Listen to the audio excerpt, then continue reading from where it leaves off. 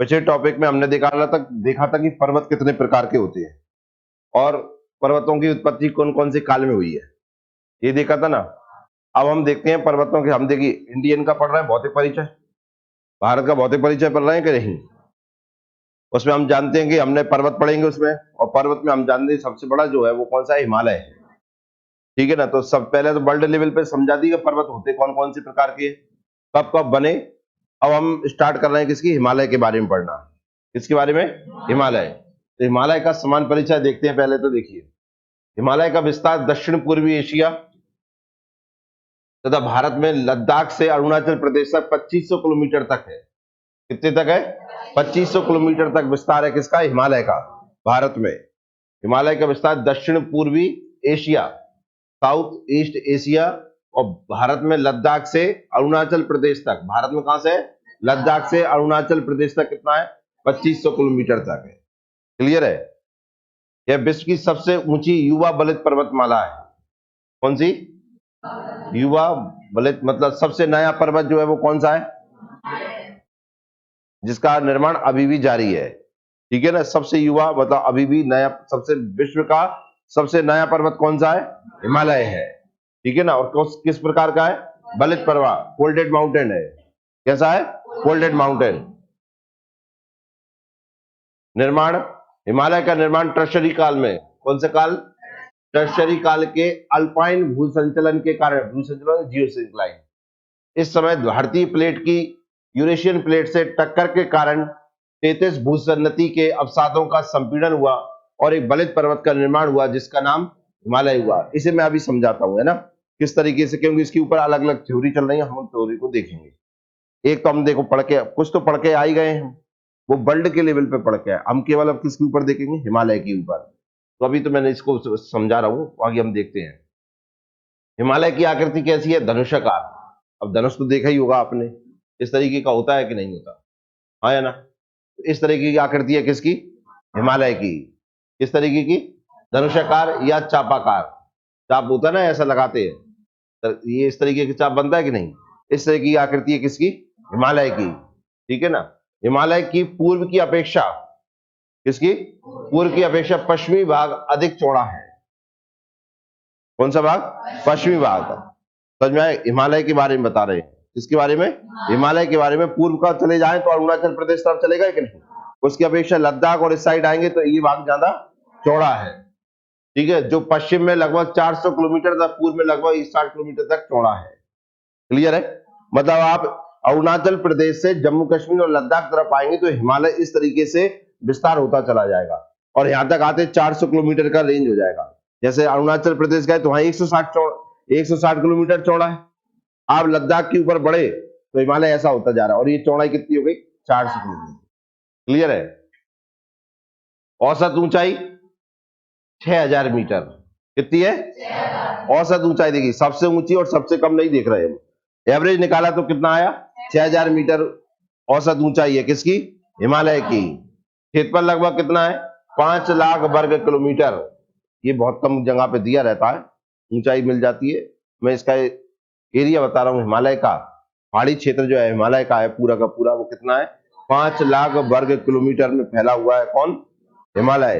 देश कौन कौन से फैला हुआ है, देखो, अफगानिस्तान, पाकिस्तान, भारत, चीन, नेपाल, भूटान, म्यांमार। कितने हो गए, गिनवे में तक दिक्कत आ रही होगी। कितने देश, 7 देशों में विस्तार है किसका, हिमालय। छूट तो नहीं गया कोई से, देख लो, नहीं देख लो एक बार, नहीं नहीं नहीं एक बार और देखो।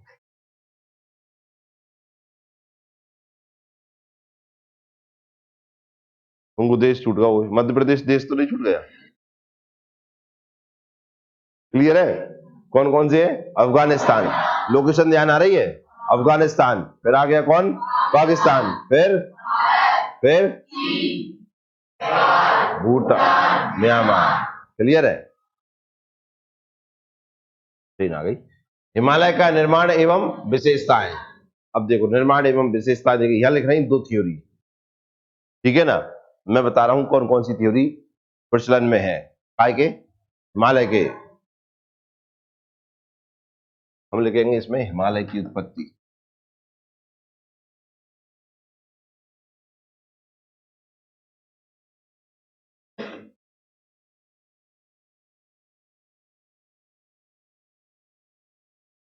हिमालय की उत्पत्ति संबंधित कौन कौन से सिद्धांत अभी वर्तमान में चल रहे हैं और फिर लास्ट में कौन सा मान्य हुआ है उनको देखेंगे हम। तो सबसे पहले तो यहाँ पे देखा आपने कौन सा लिख रहा था, कोवर का, किसका,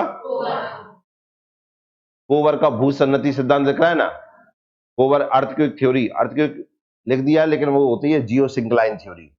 कौन सी होती है? Geosyncline theory. किसकी है? कोवर की। देखो नाम से, देखो इनका डिटेल में क्वेश्चन बनेंगे, वो अलग बात हो जाएगी कि डिटेल पढ़ेंगे उनमें कौन कौन सी क्वेश्चन मिलेंगे आपको। सबसे पहले तो इंपॉर्टेंट ये है कि तुम जो सिद्धांत का नाम याद कर लो और वैज्ञानिक का नाम याद कर लो। सिद्धांत कौन सा है? कौन सा है? कोवर का। तो आपसे पेपर में पूछा भूसन्निधि, हिमालय से संबंधित भूसन्निधि सिद्धांत किसने दिया है, तो आंसर क्या होगा? कोवर ने। तो पहला तो हो गया क्या,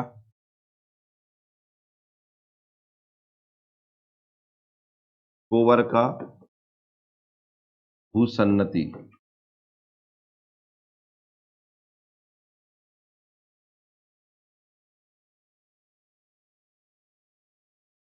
सिद्धांत किसका हो गया? कोवर का भूसन्नति सिद्धांत। कहीं कहीं भू अवनति भी मिलेगा आपको। क्या मिलेगा? भू अवनति। ठीक है ना। जियो सिंक्लाइन थ्योरी ऑफ कोवर का संबंधित, हिमालय से संबंधित। ठीक है ना। दूसरा मिलेगा होम्स का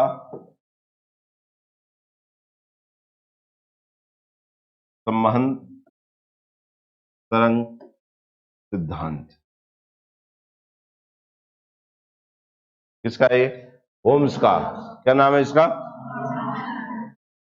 ठीक है ना। कन्वेंशन वेव थ्योरी किसकी हो गई? होम्स की। ठीक है ना। तीसरे नंबर पे जिसका नाम मिलेगा वो मिलेगा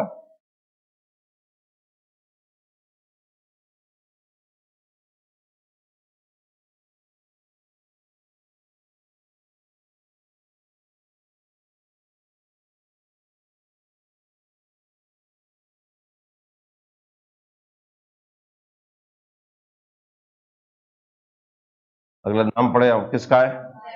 जेम्स, सॉरी, जेफरीज का कौन सा? तापीय संकुचन सिद्धांत। किसका है? जेम्स का। ठीक है ना। तापीय मतलब थर्मल। ठीक है ना। किसका सिद्धांत है ये? किसका? जेफरीज का। ठीक है ना। चौथा, नाम ही अच्छे होंगे, देख रहे तुम। जॉली।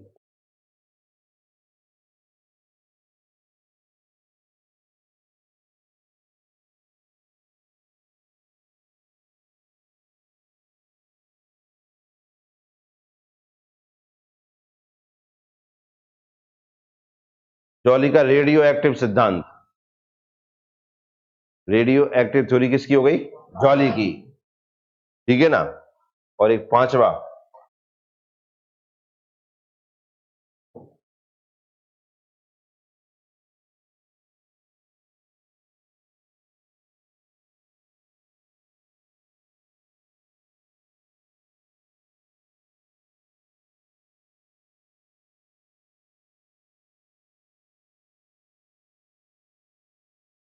एक लास्ट ही है, आधुनिक प्लेट टेक्टोनिक्स थ्योरी। ठीक है ना। और हाँ, तो देखो कितने हो गए? एक। किसका? कोवर का। और नाम देखो कितने भयंकर हो, क्या चढ़ात कैसे होंगे?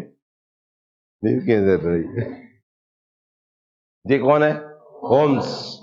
ये जेफरीज। ये और ये आधुनिक। आधुनिक कह दो, वैज्ञानिक का नाम है आधुनिक है। आधुनिक प्लेट टेक्टोनिक्स, टेक्टोनिक सिद्धांत। ठीक है ना। इसका कौन सा है? भूसन्नति। कौन सा है? या भू अवनति? भूसन्नति और भू अवनति बात एक ही है, जियो सिंक्लाइन कहते हैं इंग्लिश में। ठीक है ना। होम्स का कौन सा है? इसका कौन सा है? तापीय। कौन सा है? तापीय संकुचन सिद्धांत। इसका और ये कौन सा है? ये वैज्ञानिक का नहीं, ये दो तीन वैज्ञानिकों ने दिया है। ठीक है, अपन ने पढ़ा है ना। ये पढ़ेंगे तब और ज्यादा पढ़ लेंगे, हिमालय से संबंधित पढ़ेंगे। हम इन्हें वर्ल्ड लेवल पर ना मानकर किसके ऊपर बोलेंगे इन्हें? हिमालय के ऊपर। किसके ऊपर? ठीक है ना, एक एक भैया को देखेंगे। देखो बाकी कौन कौन से इंपॉर्टेंट है, देखो सबसे पहले ये इंपॉर्टेंट है कोवर का भूसन्नति सिद्धांत, और एक देखेंगे हम भैया है आधुनिक प्लेट टेक्टोनिक थ्योरी। ठीक है ना, बलित पर्वतों की उत्पत्ति का, बलित पर्वत फोल्डेड माउंटेन कैसे बने, उनके ऊपर इन्होंने थ्योरी दी है।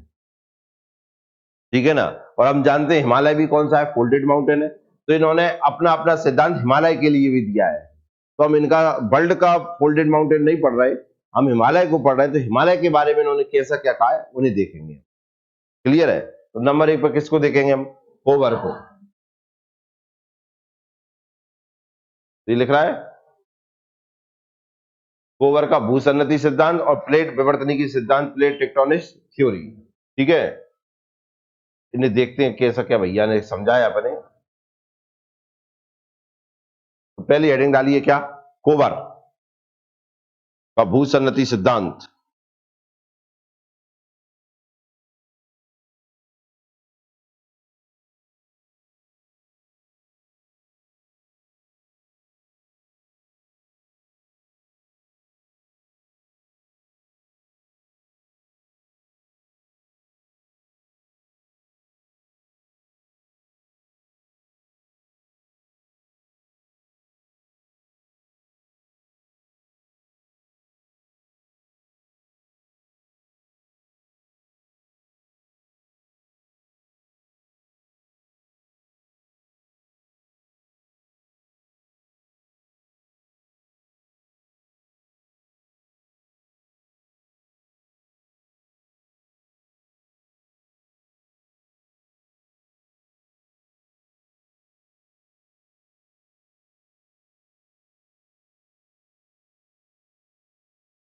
ये सिंगलाइन थ्योरी ऑफ कोवर।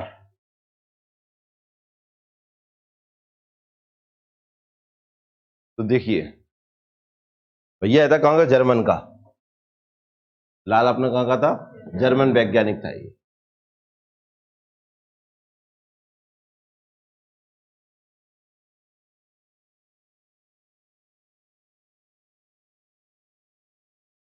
जर्मन वैज्ञानिक। अब इसके अनुसार क्या है, इसके अनुसार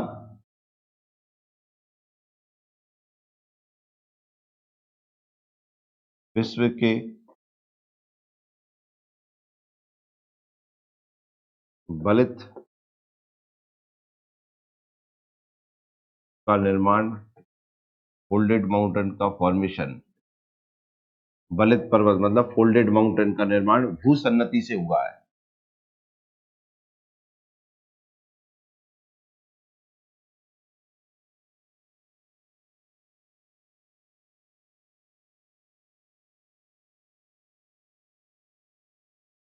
भूसन्नति से हुआ है, ये भैया ने बताया है।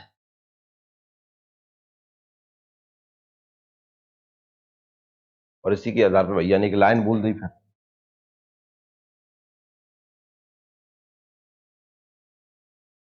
कोवर ने, ये इंपॉर्टेंट लाइन है, ये पेपर में बन सकती है आपकी।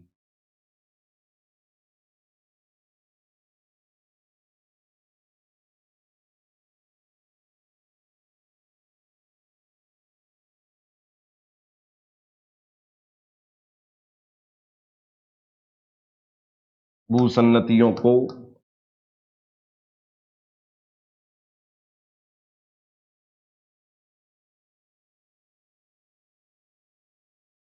पर्वतों का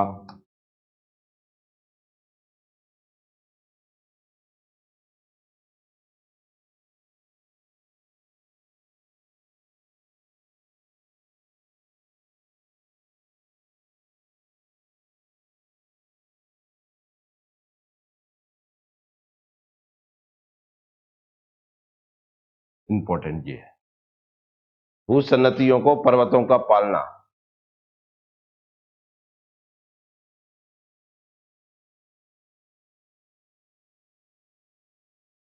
कोवर ने भूसन्नतियों को पर्वतों का पालना कहा है, लिख लो।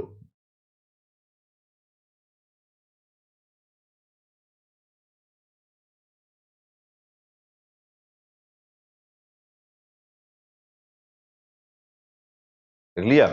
अब पेपर का क्वेश्चन सुने थोड़ा सा। एक तो ये बन गया, पर्वतों का भूसन्नतियों को पर्वतों का पालना किसने कहा है? किसने कहा है? कोबर ने। ठीक है ना। बलित पर्वतों की उत्पत्ति भूसन्नति से हुई है, ये किसने कहा है? कोबर ने कहा है। किसने कहा है? क्वेश्चन समझ में आए? अब एक नया क्वेश्चन सुनो। भूसन्नति का सर्वप्रथम विचार किसने दिया? क्या बन सकता है कि नहीं बन सकता क्वेश्चन? तो आंसर क्या होगा? तो लिख लेते हैं अपन।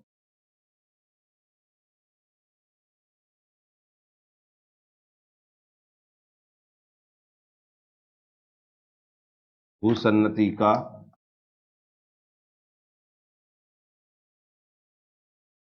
सर्वप्रथम विचार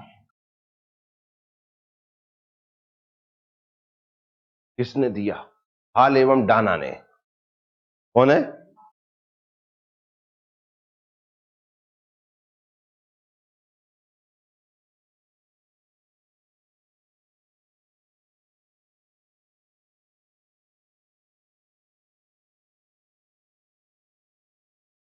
कोई मेरी राइटिंग सुधरवा दो, इनाम है। देखिए कब बन रहा हो यार।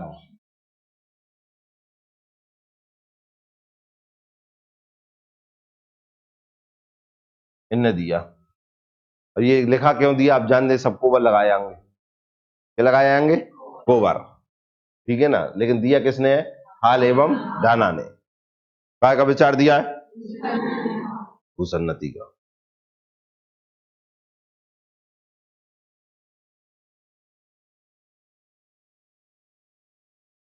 लेकिन अगर आपसे ये पूछ लिया पेपर में कि भूसन्नति क्या होती है?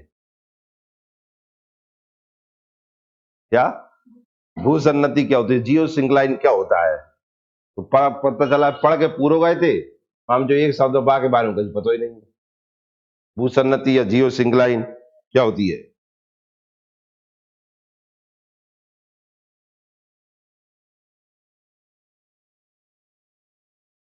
भूसन्नति जानते हो?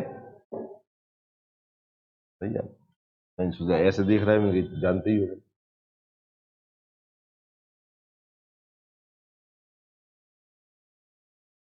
भूसन्नति क्या होता है देखिए।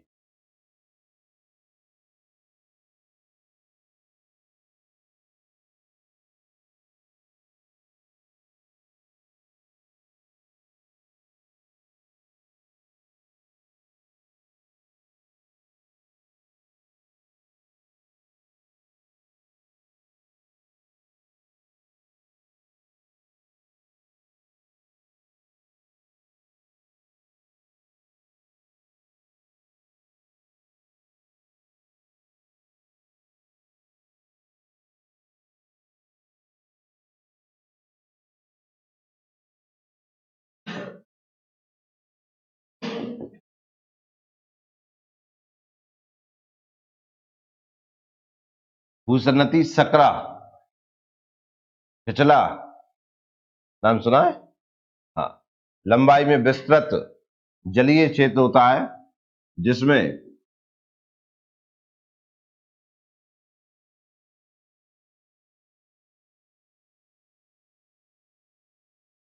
आसपास की भूमियों से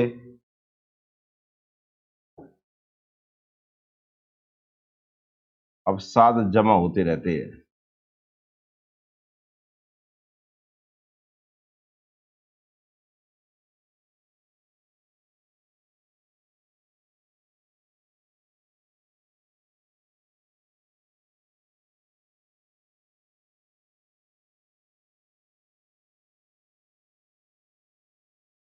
ये होता है। क्या बोला मैंने? भूसन्नति एक सकरा छिछला लंबाई में विस्तृत जलीय क्षेत्र होता है जिसमें आसपास की भूमियों से अवसाद जमा होते रहते हैं। सुनिए थोड़ा सा क्या रहता है। जैसे देखिए,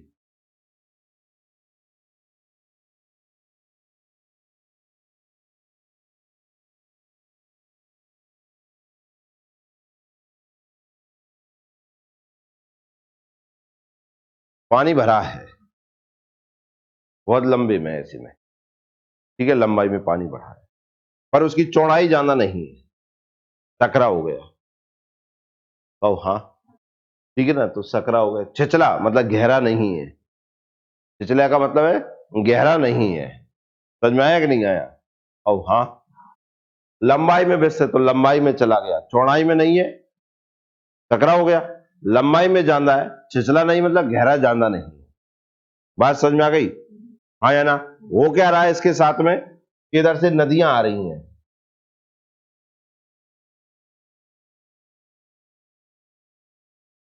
पानी को भरेंगी इसको,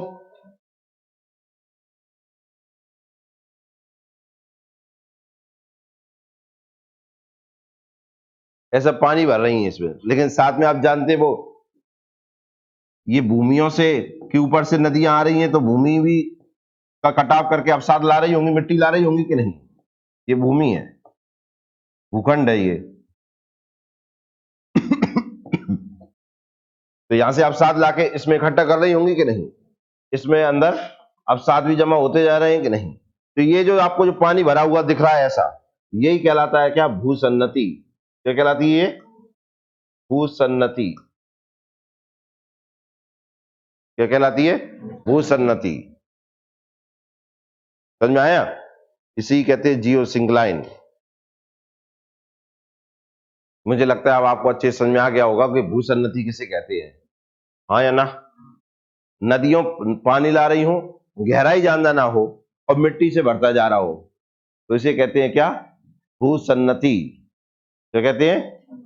समझ में आ गया? भूसन्नति।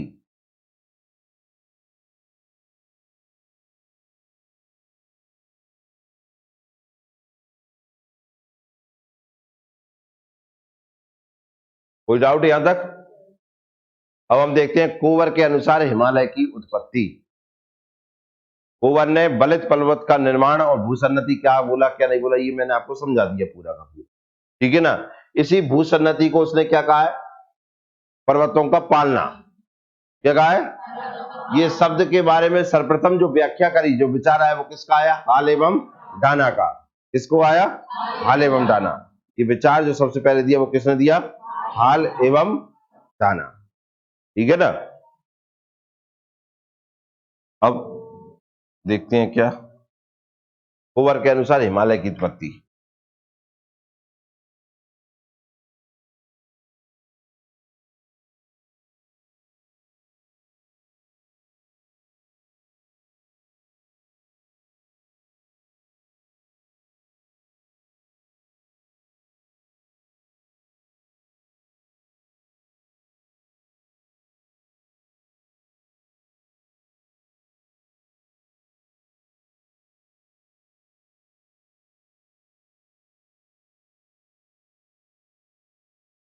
लिखें कोवर के अनुसार हिमालय की उत्पत्ति।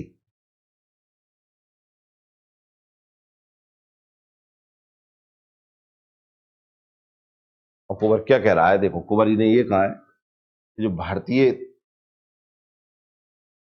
प्रायद्वीप,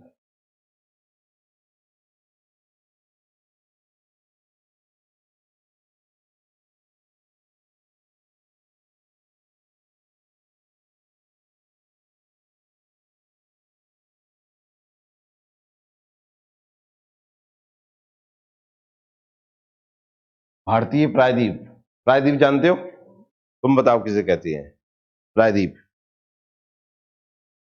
ऐसे किया ना तुमने? हाँ, बताओ। नहीं किया तो पता नहीं है तुम्हें प्रायद्वीप किसे कहते हैं? तुम बताना इधर पड़ोसी, तुम बताओ, तुम बताओ। तीन ओर से पानी से या पानी से तीन ओर से घिरा हुआ क्षेत्र क्या कहलाता है? दो तीन बार तो समझा दिया आपको, लेकिन याद थोड़ी रखोगे। ये भारत देख रहे हैं आप, साउथ इंडिया, तीन ओर से कहां से घिरा हुआ है? कोई भूमि जो तीन ओर से पानी से घिरी हुई होती है उसे क्या कहते हैं हम? प्रायद्वीप कहते हैं। ठीक है ना? तो भारतीय प्रायद्वीप गोंडवाना भाग का हिस्सा था। अब गोंडवाना भाग समझ लो आप, ये है धरती माता। और हाँ, आप जानते शुरुआत की स्थिति कैसी थी? एक सुपर कॉन्टिनेंट था। क्या था? एक सुपर कॉन्टिनेंट, ठीक है ना? एक बड़ा महाद्वीप था। पूरी धरती में केवल एक ही महाद्वीप। आज कितने महाद्वीप हैं? पहले कितने थे? एक महाद्वीप ये था,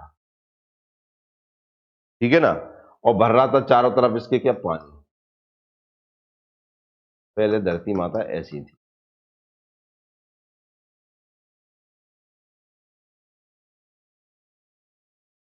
ठीक है ना। ये तो है क्या? पृथ्वी।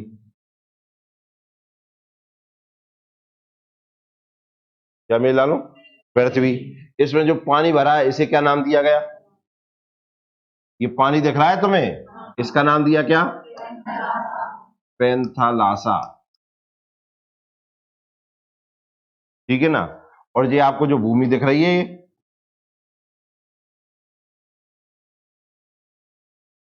इसका नाम पड़ा क्या?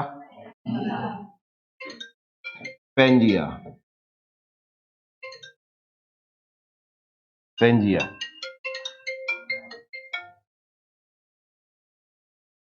क्या नाम पड़ा? पेंजिया। ओ हाँ। इस पेंजिया के हो गए कितने टुकड़े? दो। कितने? दो। नेक्स्ट थी इथे।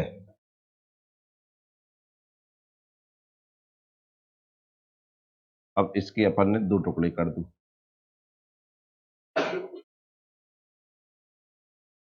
इस तरीके से दो टुकड़े हो गए इसके। और जो पानी भर रहा था तो वो तो भरेगा ही भरेगा, वो बन जाए बेचारा। लेकिन अब ये बीच में ही पानी आ गया। आया कि नहीं आया?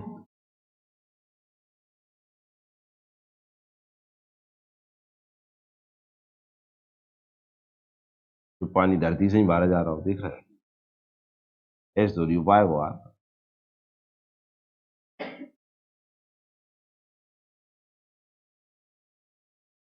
लगता है कोई नहीं मान रहा।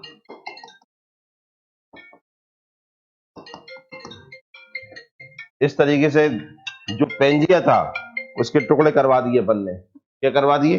टुकड़े करवा दिए। जो ऊपर वाला जो टुकड़ा था, ये काय का टुकड़े हुए? पेंजिया के दो टुकड़े हुए। ये जो वाला टुकड़ा दिख रहा है आपको, ये वाला, इसका नाम हुआ क्या? ना ना, गोंडवाना नहीं, अंगारा लैंड। क्या नाम हुआ? अंगारा लैंड या लॉरेंसिया।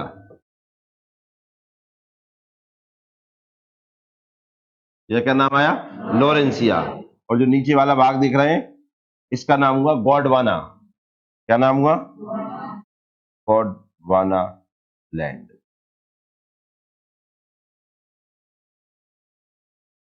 तो हाँ। और जो बीच में आपको ये पानी दिख रहा है, ये भरा हुआ पानी दिख रहा है ना, ये इस तरीके से टूटा, ये बीच में जो पानी दिख रहा है, ये जो पानी कहलाया, ये कहलाया क्या? तेथिस सागर। क्या कहलाया ये? तेथिस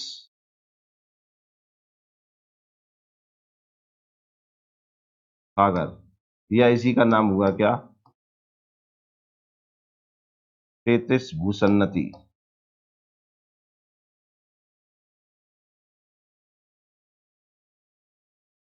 ये नाम हुआ।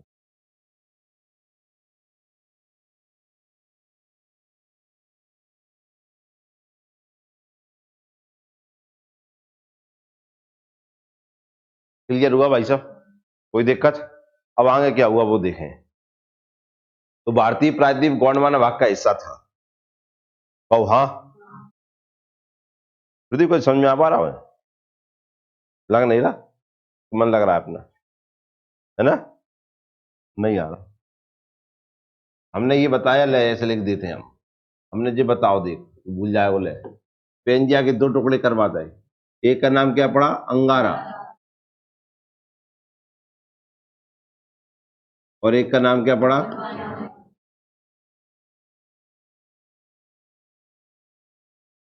क्लियर है? फिर हमने कहा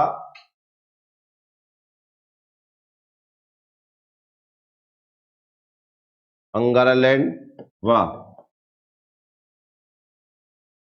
गोंडवाना लैंड के मध्य एक सखरा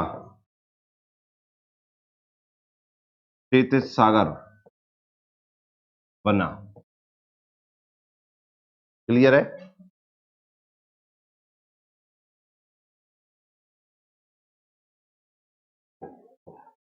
इस टेथिस सागर में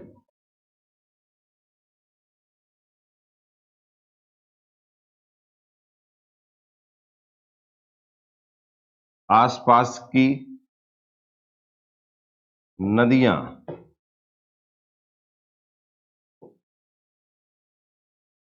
अवसाद जमा करने लगी। लिख लियो।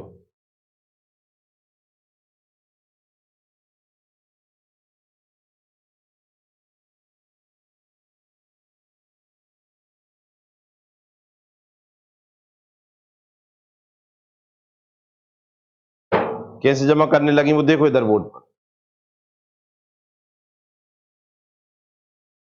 ये था भैया, है ना,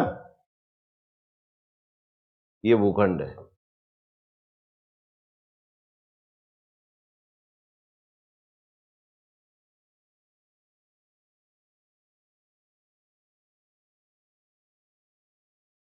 ये नदियां इस तरीके से, ये वाला भाग जो कहला ये गोंडवाना हुआ है, और हम इसके परिप्रेक्ष्य में देखें तो ये भारत है। क्या ये भारत, ये है अंगारा लैंड।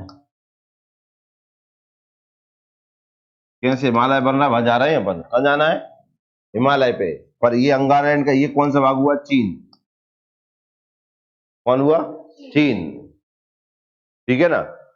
अंगारा लैंड में बसा हुआ है कौन, चीन, और भारत बसा हुआ है काय में, गोंडवाना लैंड। यहाँ की नदियां आ रही हैं, ये नदियां आ रही हैं,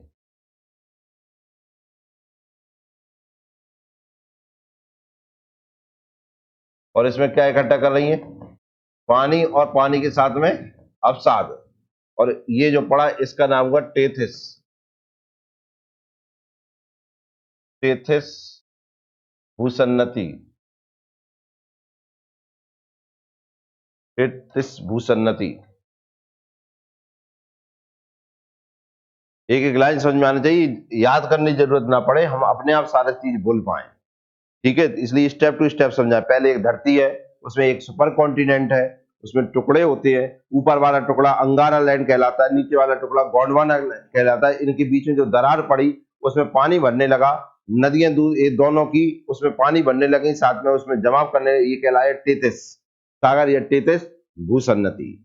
क्लियर है, हाँ या ना। अब थैला देखा है तुमने, थैला ऐसे पकड़ लो और सामान डालते जाओ उसमें, तो नीचे वजन पड़ता जाएगा कि नहीं, हाँ या ना।